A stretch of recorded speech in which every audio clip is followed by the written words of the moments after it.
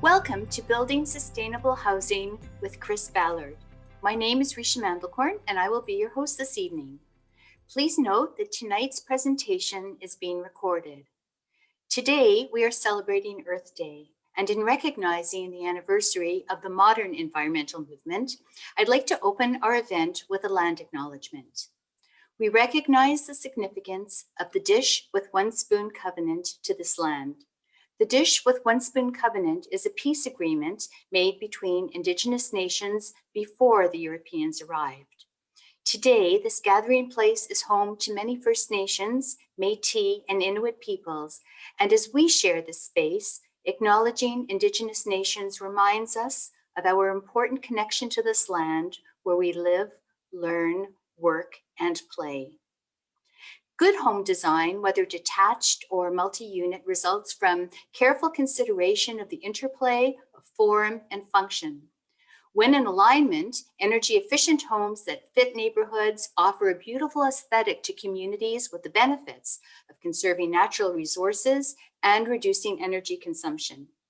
Chris Ballard has a history of supporting environmental and land use causes, most recently as Ontario Minister of Environment and Climate Change. He currently serves as CEO for Passivhaus Canada, a national nonprofit professional association whose goal is to build for comfort, affordability, and energy efficiency. It is my absolute pleasure to welcome Chris Ballard and to invite you to start entering your questions at any time at the Q&A at the bottom of your screen, and we'll take them after Chris's presentation. So welcome, Chris, and thank you for being with us today. Well, thank you very much, and thank you very much to the Aurora Library for inviting me on this this Earth Day, which seems apropos given all that we're trying to achieve with Passivhaus Canada. Let me start my sharing my screen if I can, and we'll begin the presentation. But again, thank you everyone for coming out tonight, and thank you to the Aurora Public Library for organizing this on Earth Day. Very important. So very simply, Passivhaus Canada, I've got a few slides, happy to take some questions, really looking forward actually to taking questions at the end of tonight's presentation. I know you'll have lots of questions. I will say off the get-go that Passivhaus is more than houses. It's commercial space, it's schools, city halls, all sorts of things. There was a bit of a mix-up, I think, in translation from the German Passivhaus to the English Passivhaus. So we're stuck with it, but that's okay. We'll move along. So why don't I turn my video off right now, and so the slides will be bigger, and I'll walk us through. I really look forward to your questions at the end. Good stuff. Here we go. Oh, and something's going on. There we are. Earth Day and Passivhaus Canada. Thank you very much. You know who I am and what I'm doing. So that's all we need to say. But who is Passivhaus Canada? Well, we're a membership-based social enterprise. We advocate for zero-emission buildings. We do a lot of education and professional development. Our members tend to be engineers, architects, building scientists, contractors, tradespeople, a whole host of people involved in building here in Canada. We offer technical services to our members and others in the net zero industry, and we have members and staff and instructors located right across Canada. We started in BC, but I'd say that the fastest growth, the largest growth in the past year and a half has been right here in Ontario. So our mission is to make zero emission buildings known and adopted by government, industry, and the public. We support government and industry in the transition to zero emission buildings through education, certification, and policy development. We promote the Passivhaus Institute building standard because it's globally recognized as the best building standard for high performance buildings. Just an acknowledgement that Earth Day is every day. A recent report from the United Nations, and we only need to read the first couple of sentences before we feel really depressed, but we're doing what we can. Humanity is waging war on nature. This is senseless and suicidal. So says the Secretary General of the United Nations. And I'm really proud to say that that Passivhaus Canada is punching above its weight in terms of our international work that we do. We sit on a couple of committees at the United Nations, for example, that is looking at setting building standards, building codes around the world. So it's nice to see that a small organization like ours is being recognized by the United Nations for the work that we're doing. So why are we doing the work that we're doing? Well, the key driver is reducing Canada's greenhouse gas emissions. And here we have a graph, and I work with a lot of engineers and architects, so there's always graphs and charts. But here we have a chart of how much carbon dioxide or equivalent is being released into the atmosphere through Canadian activity. We've seen a bit of flattening of the curve, but it's not heading in the right direction. And we're quite worried that we're going to meet our Paris Climate Accord agreements for 2030, 2050. Although I will say the budget, federal budget on Monday, and today's announcement by the Prime Minister about bending that curve even further by a 40% reduction in GHG emissions over our 2005 emissions, driving them down 40% by 2030. That's a full 10% more than what the federal government had promised before. The devil is in the details, so we await to see just how we're going to do that here in Canada. So this is some sense of GHG emissions. And you'll note in the paragraph below, why buildings? Where do buildings fit in with this? Well, 53% of Toronto's GHG emissions are from buildings. 52% of Vancouver's GHG emissions are from buildings. And if you look at virtually every city across the country, this is what we do in Canada. Globally, just 32% of GHG emissions are from buildings. Canada's much higher. For a number of reasons, we're colder, primarily. We burn fossil fuels, but we'll get into that. Another chart, how much energy do we use in Canada to heat, to cool our houses and commercial spaces? You can see the first bar is gray, 121 kilowatt hours per square meter per year is the average for a Canadian home. Commercially, it's 203. That little red blob at the bottom that says 15, that actually is the Passivhaus Canada standard for heating, the heating demand, space heating demand for one of our buildings. You have to drive your heating down to 15 kilowatt hours per square meter per year in order to be a Passivhaus certified house. I won't touch the other charts, but you know, the other energy demands are around water heating, appliances and equipment, and lighting. But that space heating is perhaps the most important. 15, pretty darn low when you look at what we're doing right now. It's about 121. So what is a Passivhaus? Well, technically speaking, it has to hit that 15 kilowatt hours per square meter per year. The primary energy for the building is 60, and air tightness. This is really important. Air tightness, we allow only 0.6 air changes per hour. So passive houses, no matter what their form, are very tight houses. They do not leak. There's not a lot of natural air infiltration. So cold, dry air coming in the wintertime, or hot, humid air coming in the summertime. We're very particular about air tightness. Why would anyone want to build to a Passivhaus standard? It is more than energy efficiency, even though I talk about 15 kilowatt hours per square meter. It's more than energy efficiency. It's about superior indoor air quality. It's about comfort and durability. It's about reducing your GHG emissions. It's about cost savings and climate crisis resilient.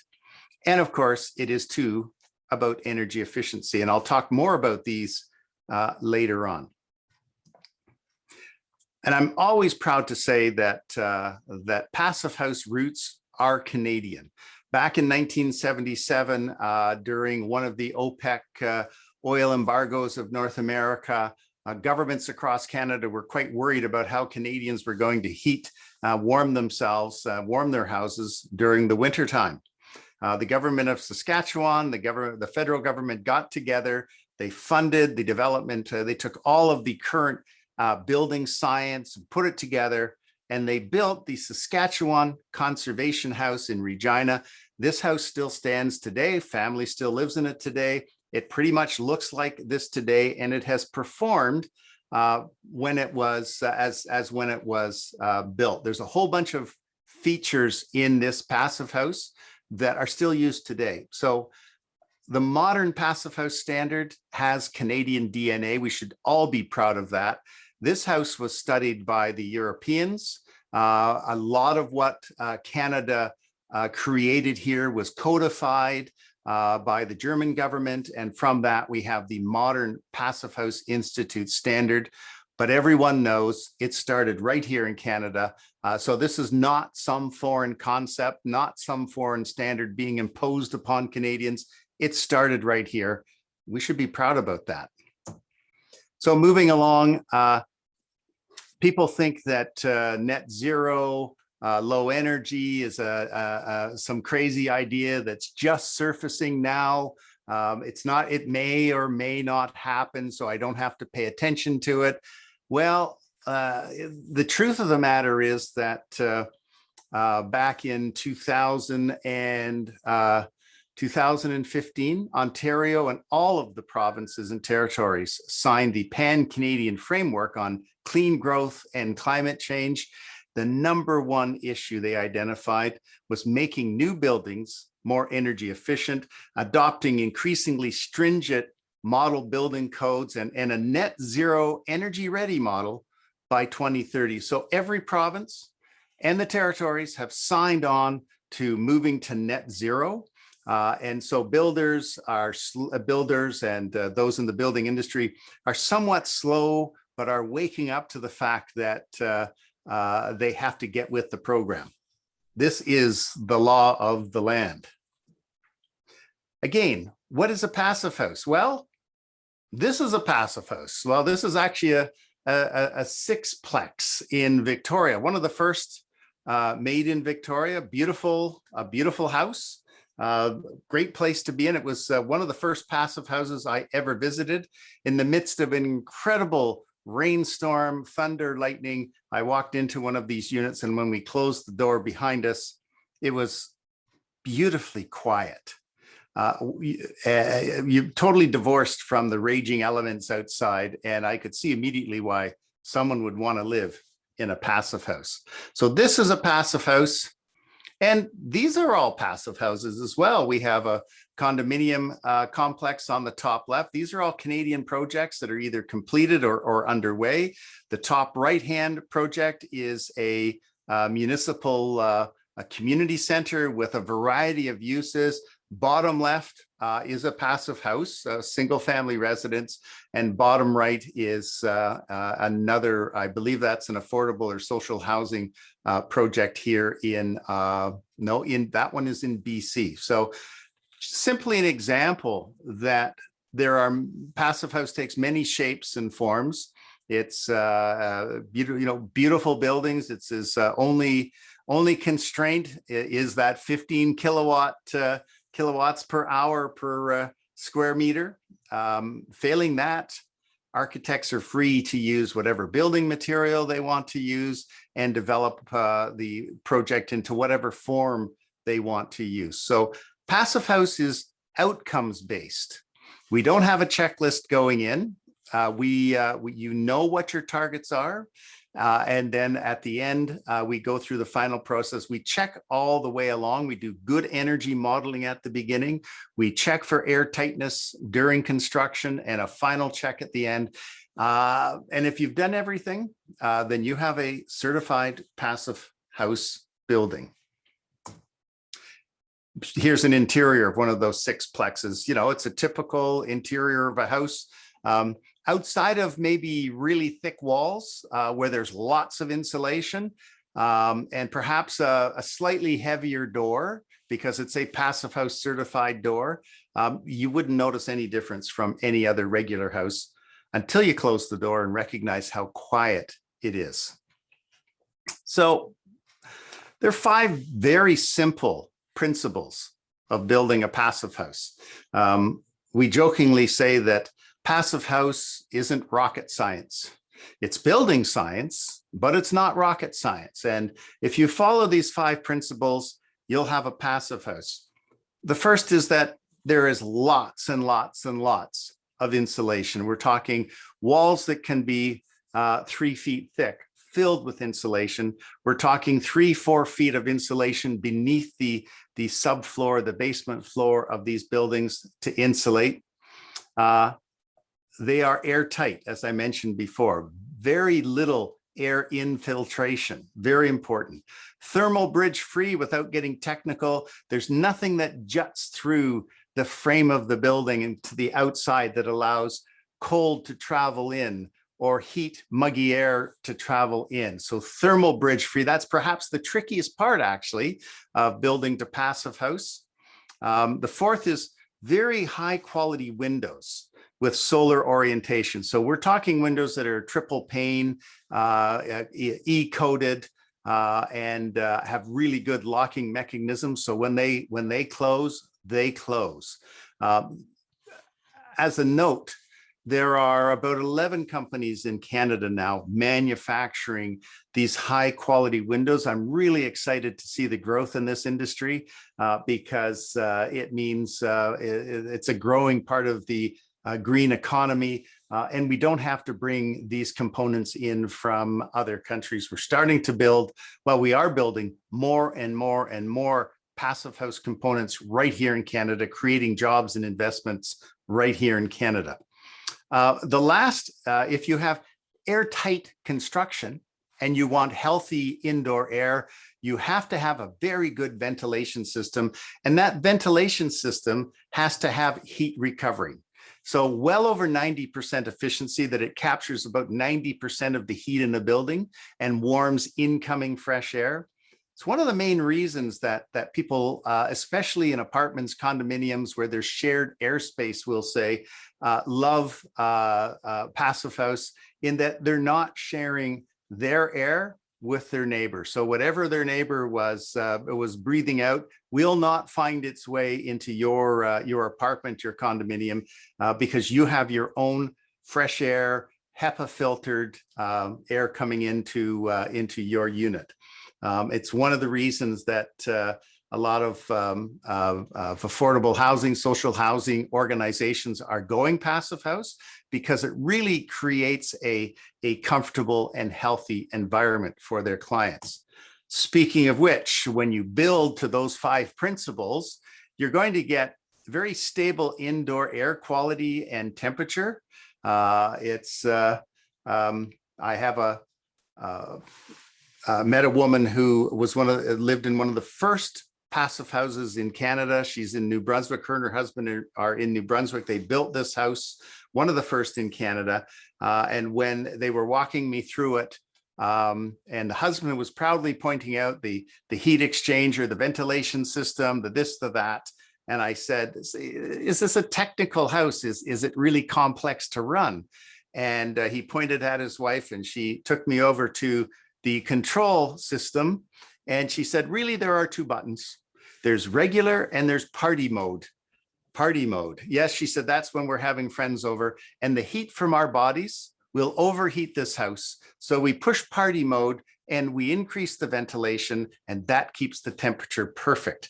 I'm shocked to see the monitoring that goes on, that comes out of monitoring passive house buildings, because years will go on and those houses will be 20.5 degrees plus or minus a degree throughout the coldest days of the year and the hottest days of the year, primarily because of those 5 principles: the super insulation, the air tightness, the good windows, solar orientation, all of those kinds of things. So year-round, good quality indoor air, quiet and comfortable throughout the changing seasons.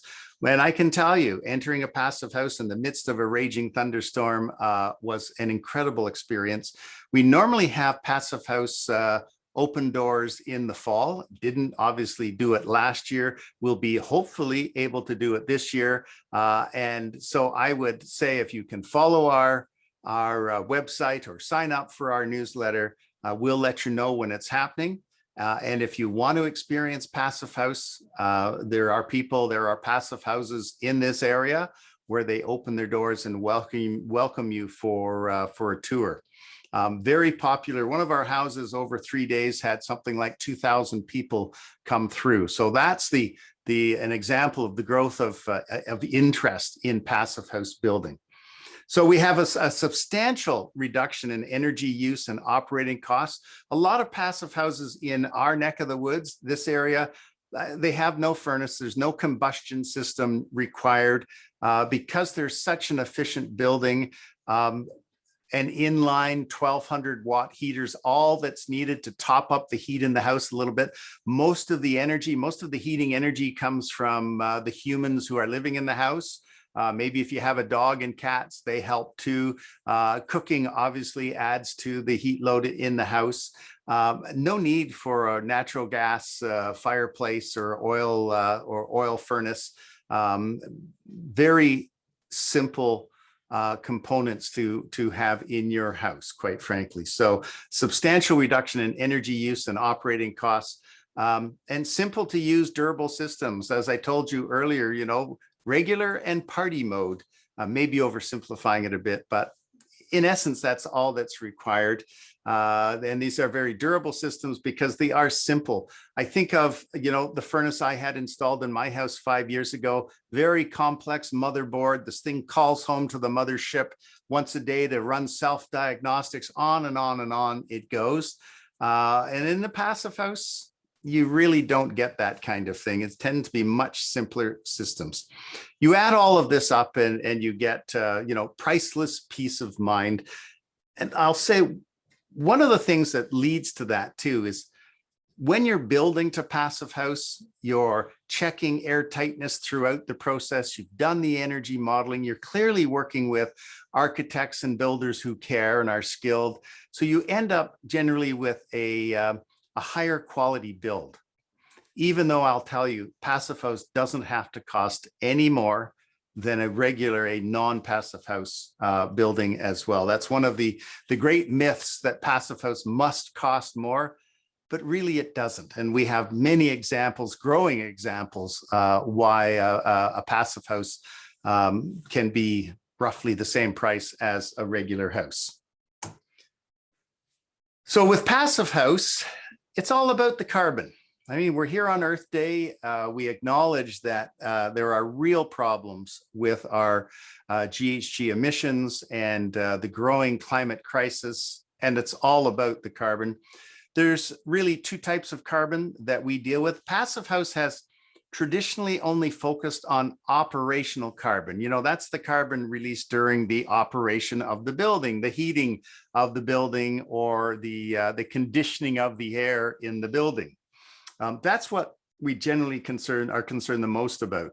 And there's some argument within the building industry, but I'd say that operational carbon is probably 65 to 75% of the GHG emissions, over the life of that 50-year lifespan of a building. Most of the carbon is going to come from the operating of that building. But more and more, we're also focusing on embodied carbon, and that's the carbon that's required for harvesting, mining, processing, manufacturing, transporting building materials to the building site. And then it also includes the carbon cost at the end of that building's life, hopefully 100 years out, what the estimate is of recycling that material. So we take that all into account. So with Passivhaus Institute, it only focuses on operational carbon, but here at Passivhaus Canada, we've heard loud and clear from our members that we need to do more. We need to look at embodied carbon. So we're providing our members with training and with the software they require so that when they're designing a building, they can look at 2 and 3 different types of materials, or they can look at cement that's made at 2 or 3 different plants and find a product that has the best embodied carbon, lowest carbon footprint. Moving along. So looking to the future, what's coming down the pike, in other words. Here's an example. BC is pretty much ahead of the rest of Canada. And as I said, Passivhaus, our headquarters is in Victoria. We really started there as the national movement rooted in British Columbia. The BC government has its building code is what's known as a step code. Here we have step 1, 2, 3, 4, 5. Step 5 is net zero ready. And as the years go on, the government drops off the lowest standard and moves up and up and up, so that by 2032, you'll only see that step code 5 building allowed to be built. There are other things happening in BC and now in Ontario that's quite exciting at the municipal level, where cities like Toronto, Vancouver, Hamilton, Ottawa, well, the list goes on, Windsor, Essex County, Oxford County, Whitby, are encouraging through municipal legislation the construction of Passivhaus buildings. So we spend a lot of time working with municipalities, helping them understand what Passivhaus is and how they might incorporate it into their building bylaws and their planning. So it's all a lot of work still to do, but quite exciting. In Ontario, here we have our Ontario Building Code version 2006. By 2017, we were about 15% less energy than back in 2008. Moving forward by 2030, Ontario had made the commitment to that net zero energy ready. An interesting development across Canada. All of the provinces and territories are working together to create a national harmonized building code. And that's probably a good thing. Ontario will probably have some additional code requirements that they'll put into the appendix. But the nice thing about that is that we'll move lockstep towards the net zero energy ready system. So it's coming along quite nicely. When we talk about the marketplace, Passivhaus is a Johnny come lately, we'll say, to the public consciousness, still rising, but not quite there. But if we look at Toronto, Vancouver, Aurora Council, for example, they've all declared a climate emergency. Toronto, Vancouver, and numerous other cities, a list too long to name, have decided that Passivhaus building standards is a very important way that they can meet their climate emergency targets, their GHG emissions targets. So I'll give you 2 quick examples here. Toronto, because it's simply the biggest building market we've got going in Canada right now, it has a tiered or a step code or a tiered code for its building. But unlike BC, it has 4 tiers. As the years go on, we'll get to tier 4 of the Toronto Green Building Standard, which is in essence Passivhaus. So I will say that we don't have a big ego here at Passivhaus Canada. We want government and regulators to adopt our standards, but we don't care if you call it Passivhaus. Just adopt the standards and we'll be very happy. So we see this with the 2050 code that the federal government will be implementing. That, in essence, will be a Passive House Institute standard. Toronto, in its Tier 4, is in essence Passive House. Vancouver has stated that projects shall be designed to meet Passive House requirements, and they have to apply for Passive House certification. This is because in Vancouver there are some special things done for folks who are building to the Passive House standard, and to make it easier for passive houses to be built in Vancouver. One last thing on this slide, going back a bit, the Toronto Community Housing Corporation, which is the second largest social housing entity in North America, second only to New York City, is retrofitting a number of its big towers. It's time, it's way past time. If you follow the history of Toronto Community Housing, way past time that these buildings undergo some pretty serious retrofitting. They've chosen the Enerfit standard, which is Passive House Canada's retrofit standard. They've chosen that standard because it's going to drive their energy use down 70 to 75% in their big, tall apartment buildings. But for them, as importantly as saving a lot of money on energy and mechanicals, it really will provide a better place for people to live. Quiet, comfortable, healthy air, all of the things that that folks need to lead productive lives. And the quality assurance that comes from these buildings as well. There will not be mold issues in a passive house because humidity is controlled. They just make a great place and a great standard for social housing. And we see across Canada a number of social housing organizations, organizations like Indwell and Toronto or Hamilton Housing, Windsor, Essex, Ottawa, BC Housing. They've all adapted for a number of their projects the Passive House standard because it saves money, operational money, and it's a great place for people to live in. Moving along.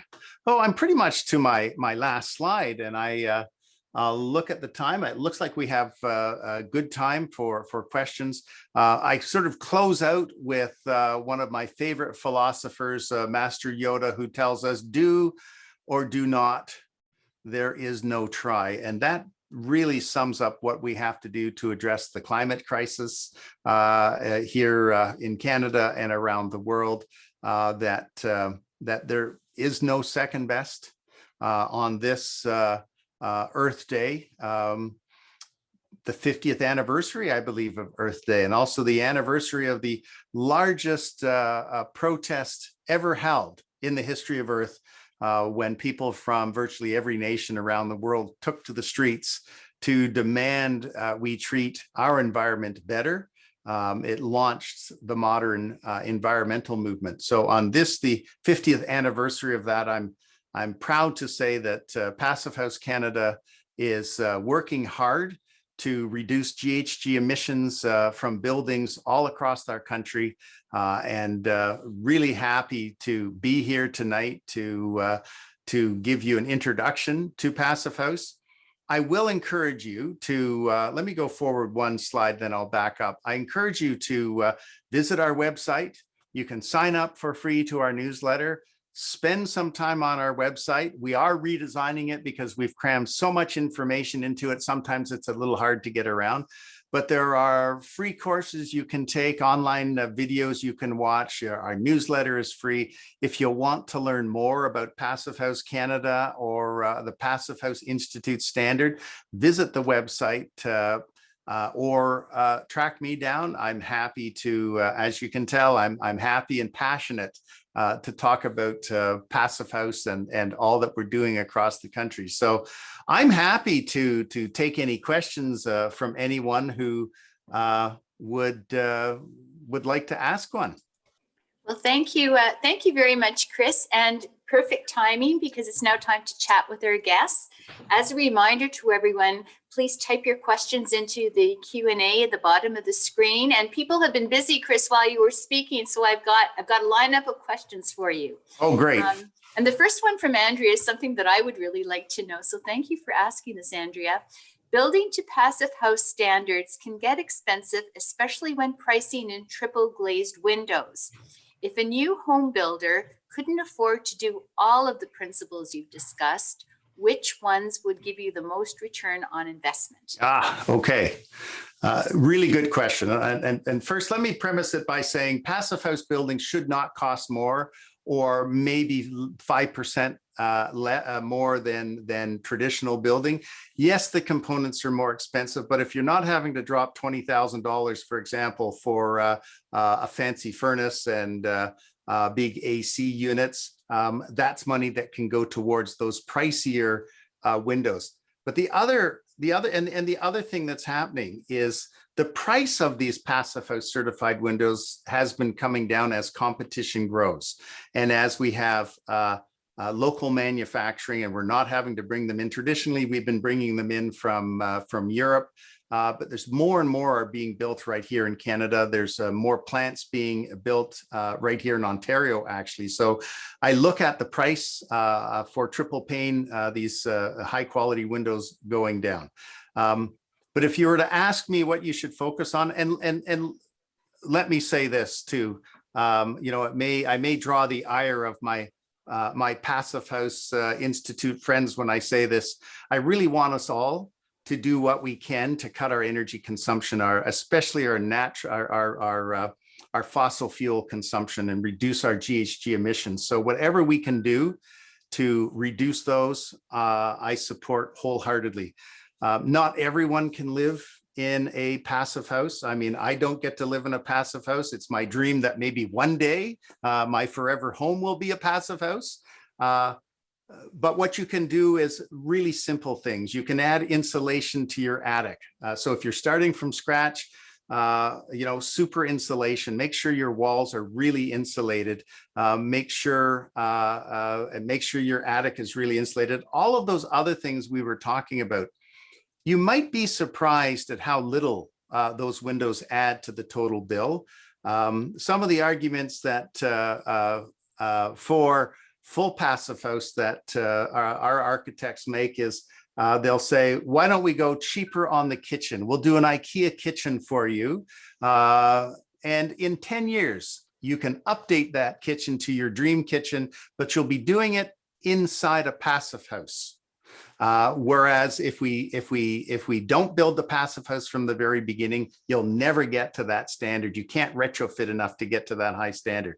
I have others who say the same thing about hardwood flooring or fancy staircases. We can add those later. Let's put that money into building the passive house, and then we'll add those components over the next 5-10 years as you swap things out in your house. So I would say insulation and air tightness are the two most important things you can do.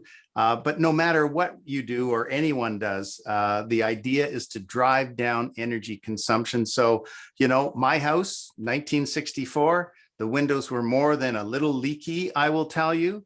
And we put, so we have, over a few years, replaced all of the windows in this house. I didn't put passive house windows in because it made no financial sense to put a passive house window in a 1964 house that has no insulation in the walls.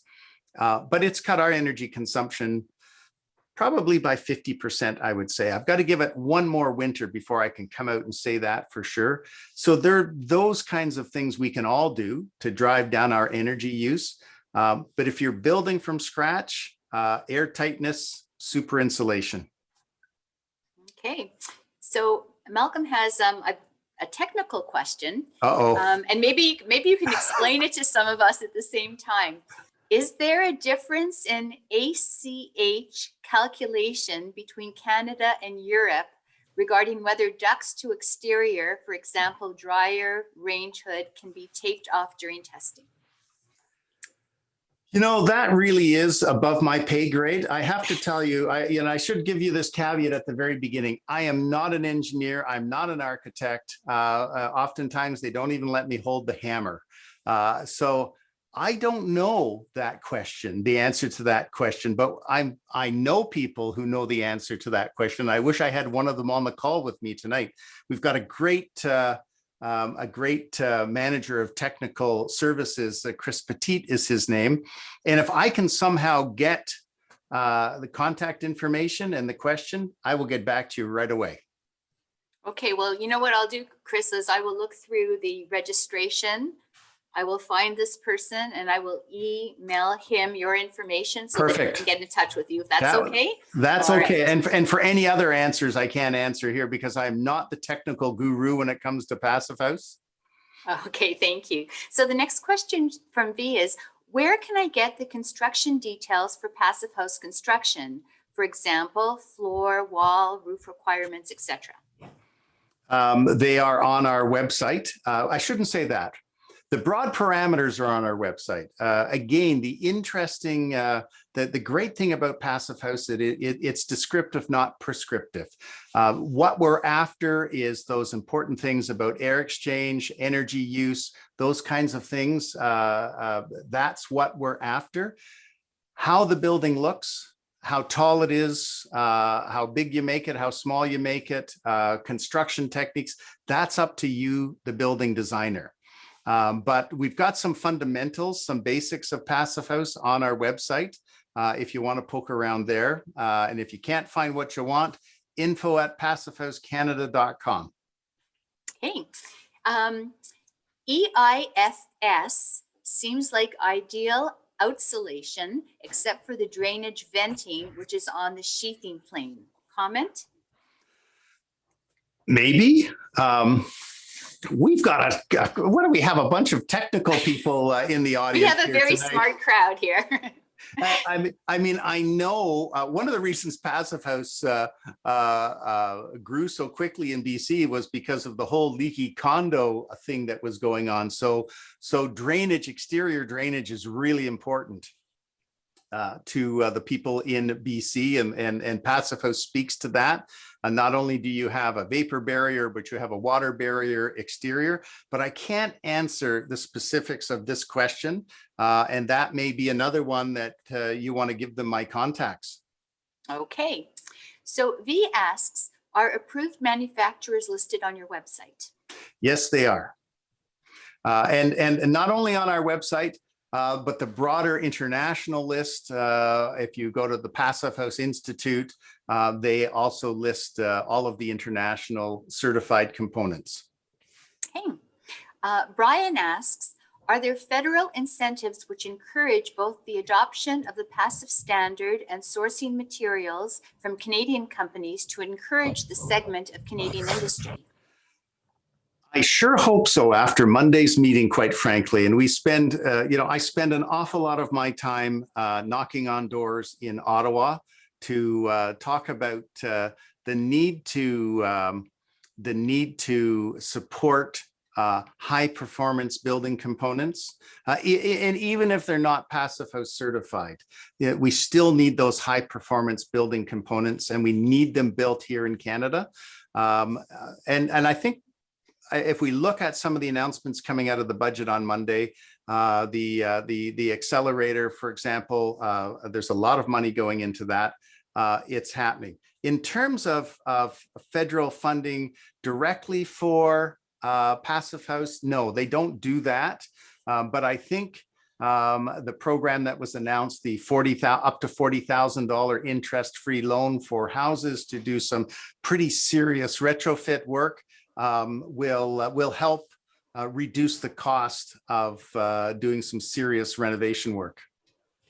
Okay, thank you. Bruce asks, is there any connection between Passivhaus and LEED certification? Passivhaus is outcomes based, and my understanding of LEEDs is it's more input based. So LEEDs will have, the large checklist of things you have to do. It also covers off areas that Passivhaus doesn't.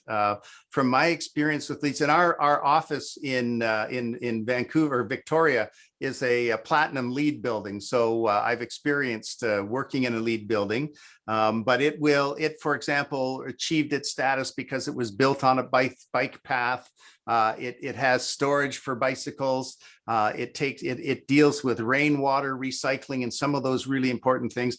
Passive House is simpler and really deals with energy, air quality, resilience, some of those other things. So there are some crossovers, but a Passive House has a far lower requirement for energy usage, for example. That's, I think, one of the biggest differences between them, and also components. And you cannot pass or become a certified Passive House until you've had that independent certifier approve the energy modeling, look at the air tightness testing throughout the building process, and then review all of that at the very end. So it's, I think, much harder to get to Passive House than perhaps LEED. Now, this is where I find out there's a LEED consultant in the audience who's going to yell at me, but. Not yet. Sunny asks, has there been pushback from the HVAC community? Not so much HVAC, not so much pushback. Sometimes there is confusion, and we work.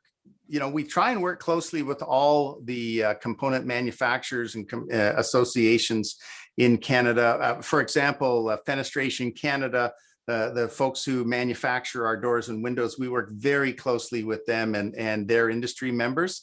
And the HVAC people have questions. They use a different standard for measurement, but there are calculations that our folks can do to translate, and I leave this to the engineers and the building scientists when they're doing their energy modeling and their air exchange modeling. There are ways to translate between those two. So not so much pushback as a bit of confusion. Andrea asks, what are your thoughts on incorporating solar panels to the construction of new home builds? I like the idea. Always have liked the idea. Passive House is so well suited to be energy positive because you use such little energy in running the house, and it's Passive House uses electricity as its energy source. So solar panels make a lot of sense. That one of those photos, the very first photo I showed you of the sixplex, you'll see the roof is lined with solar panels. That's a small condominium in Victoria. They don't make a lot of money selling into the grid, but they say they put on a heck of a holiday party once a year that's funded by the money they make from those solar panels. In Ontario, of course, the picture can be different in terms of, the Ontario power generation local isn't, I don't think they're allowing us to hook up to the grid right now. They've put a pause on that program. So if you're going to put solar panels in, and I could be wrong, and there may be a solar expert on the call who can set me straight. But I think the way it stands now, you would pretty much have to put solar panels up together with some type of storage, some battery to charge up.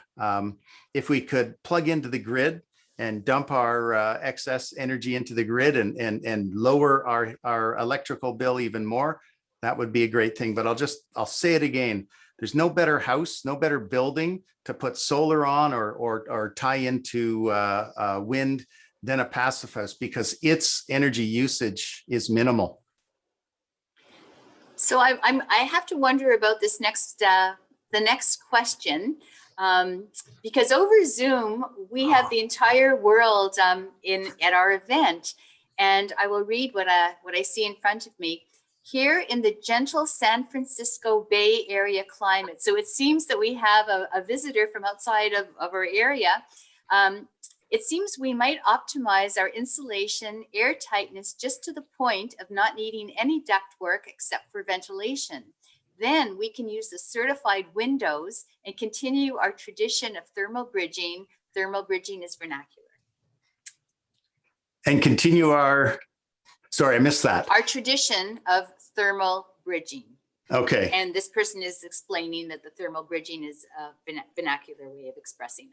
Right. Thermal bridging meaning that he or she is opening their windows and they're letting beautiful fresh air into their house. And that's a spectacular way to increase the livability of our buildings. There are some myths out there besides cost.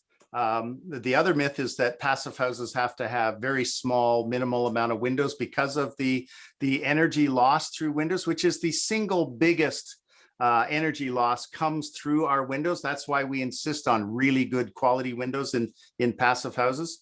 But the high quality of windows being manufactured today, the pictures I showed you are buildings filled with windows, filled with light, and you're able to open most of those windows. And in fact, if you have the family over for a big meal and you're cooking a turkey all day long, you may actually have to open some windows in the wintertime to do a heat dump because your building can overheat. It's so well insulated. So windows they're wonderful, and they're a great thermal bridge. Let that air in that way. I will say, just as a bit of a plug, the very first Passive House certified cold weather window curtain. So these are the really tall, the story tall plates of glass, those big windows you see in towers everywhere, or think of a car showroom with the big windows. The very first system certified is made right here in Canada, engineered by a firm in Calgary. And the first use of it was in a Subaru dealership in Alberta, Red Deer, Alberta. So if you look up, go Google Subaru dealership, Red Deer, Alberta, you'll see a Subaru dealership that pretty much looks like any other car dealership, except it is a passive house car dealership that uses very little energy to heat and cool the premises. So another plug for Canadian innovation.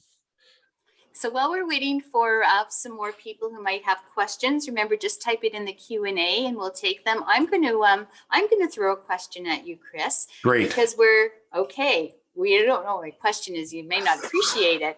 So we're talking about personal efficiency, but we're also talking about neighborhoods and communities. And so my question is, how can homeowners, developers, municipalities, everybody involved come together to create neighborhoods that actually work, whether we're talking about infill or brand new design? How do we make our communities livable and energy efficient and beautiful? How many hours do I have to answer that question? It's such a great question, and it's really what we should all be focusing on, is building livable communities. I'm always been a fan from the days of the urban planning legend Jane Jacobs, the concept of sustainable communities. Elected officials and all of us need to focus on sustainable communities, and those are places that people want to live and work in today and tomorrow. So it starts with bringing the community together, in my mind, to better understand what is it we want from our community. Do we just want a place to put our head on a bed at the end of the day after driving to and from Toronto? Or do we want a lot more than that out of our community? And how do we make it sustainable? What should it look like? So the short answer is consultation. We need to talk to people. We need to educate people so that they can give us a better idea of what it is they want from their community. I find people get really excited when you start asking them and they start thinking about the community. So many of us move into a community because we found a house we could afford, or the house of our dreams. So we move into that community when thinking about the community is something we need to do, as well as the house that we're about to buy is something we need to do. So these are really good questions for urban planners. I love working with Passive House because I get to work with urban planners and architects, and I find they are not only scientists, but amazing philosophers. And they love to sit around and talk about this type of idea. But if we want to build a community that is a great place to live in, to work in, to play in, it starts with talking to people about and getting people to think about what type of place do I want to live in? What amenities do I want? How walkable do I want it? Do I want to know my neighbors? Do I want to be involved with the community? Some real fundamental questions like that. And I find people get excited when they start thinking of that they can actually have input into that when they're working with or when they're talking to their municipal representatives. Is that enough of an answer? I mean, it's a broad question, but it's so important, more so important these days, given the pandemic that we're going through, that we create wonderful, livable cities. And Passive House can play a part of that in making these buildings more livable, more environmentally friendly, more resilient. But it really, really requires some thinking on the part of our residents, our neighbors, and some thinking on our own part to sort out what type of community do we want. Thank you. I have a question from Brian. From your perspective, what do you see are the biggest barriers, top 3 perhaps, to a mass uptake of the passive home standard in the general population? I think there's really only one barrier, and that is when something is unknown or new. People, human nature is to be wary of it, to be even frightened of it, for example. So that's been the uptake. I'll give you an example. We do a lot of trades training. So it's great that we have engineers and professionals, who know Passive House, they know all the theory. But if you don't have men and women who build these structures, you're in trouble. So the trades training we do is 3 days long because, again, this isn't rocket science. This is fairly easy. And I'm astounded, every class I sit in on, about 45 minutes in, someone in the class, a tradesperson in the class will say, "Is that all this is? That's all you're talking about, right?" Like, okay, I get it. Can I go home now? In other words, it's so easy that once they have the fundamentals of Passive House building, they're off and running. So it's not the trades that that ever worry me. Talking to big general contractors and going to them saying, well, this multi-story EnerFit project, it's Passive House, and literally having the GC say, give me the plans, give us the plans, we can do it. Like, this is not rocket science, we can do this. But the hanging is, that what people are just nervous about this. But when they understand how simple Passive House principles are, and ultimately how simple it is to construct these buildings, that melts away. The first Passive House building you build will always be a bit of a struggle because it is new. There are new ways of doing things with Passive House. You need to bring the entire, it's good to bring the entire construction team together at the beginning, to have the architects, the engineers, the energy modeler, the client, if you can, the general contractor, all sitting down at the table so they can talk about how they're going to make this work. So that can take a little longer at the beginning, but it certainly speeds up construction on the back end because the tough questions have been asked and answered, and the client doesn't have any surprises going down the pike, and there's far fewer change orders. But doing that for the first time can be sometimes a bit confusing for some builders.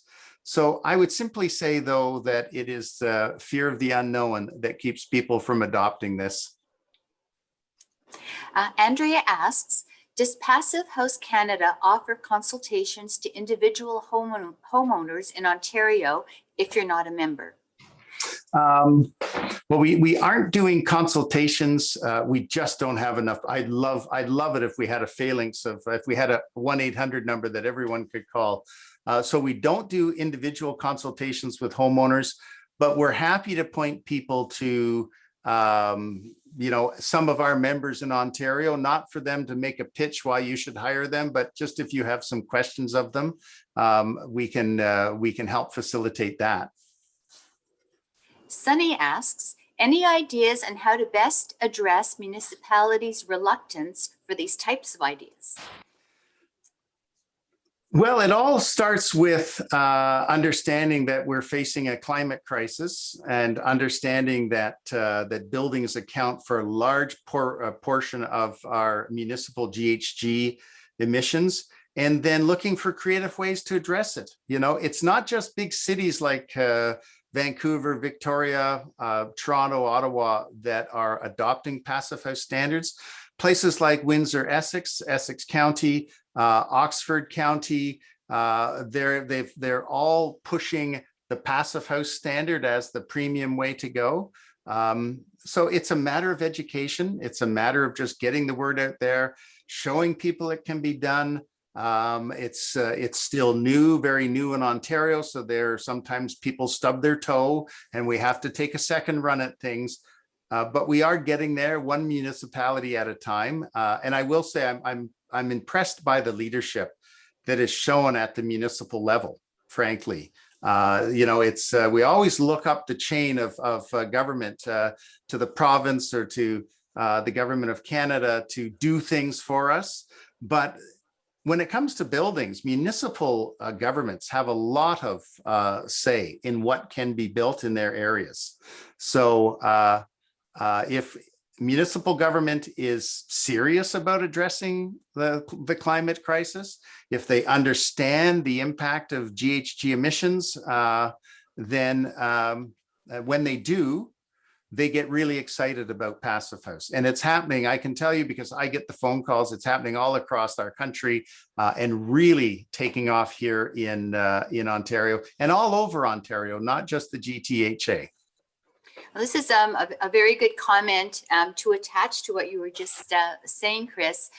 Chris, thank you for a wonderful presentation.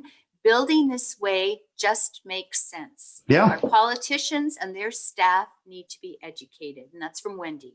Oh, great, great, great. Well, Wendy, I've got your number. I think I know which Wendy that is. I'll be calling Wendy. So as we wait to see if we have any other questions from our audience, I have another question for you. Okay. That I was thinking when you were talking about airfill staying within a unit, staying within a condo or an apartment. And I was wondering if there was additional appetite because of COVID, because of ventilation in schools and in building that has now come to Passive House, and that you're now looking at this type of construction, knowing that there are things like the pandemic that can happen. I don't think any of us thought of ventilation in the same way. No, I am not going to stand here and say that if you live in a passive house, you'll never get a viral infection. But I will say that that it has been proven that air in a passive house building is far cleaner than air in a code-built, a similar designed code-built building. The air that's coming in will be run through a HEPA filter. Every unit will have its own fresh air supply. As I said, you're not breathing in the air that your neighbor just breathed out. As an aside, the complaints I used to get when I was a town councillor was about folks who were smoking marijuana in their unit, and it was, you know, coming into the air supply and making it down throughout the rest of the floor. You really don't get that happening in a passive house. So I can't stand here and say you won't get a virus with a passive house. There are others who are in Europe, for example, buildings, non-passive house apartment buildings were turning off their air circulation systems, the shared air circulation systems early on. The European Association of Building Engineers, I believe, suggested to all its members that in non-passive house buildings, apartment buildings, that the air be turned off. You can imagine how stuffy that would get, how fast that would, the air quality would go down. But they were so terrified of the COVID virus making its way through the air. Passive houses, they kept running because everybody has their own HEPA filtered air. So I think I know there are 2 studies I'm aware of in Europe that are looking at the incidence of COVID-19 in apartments, of those passive house apartments versus code-built apartments. I'm going to be really interested to see the outcomes. Well, Chris, it looks like we've answered, or you have answered, all the questions of our guests this evening. Oh, that's wonderful. So as our evening comes to an end, I would like to thank you so very much for a timely and important conversation. And I'd like to thank Lucy Frechette, who's been behind the scenes on tech support. And I'd really like to thank our guests for their intelligent contributions to the discussion and for spending your evening with us. So good night, everyone, and stay safe. Thank you all. Good night.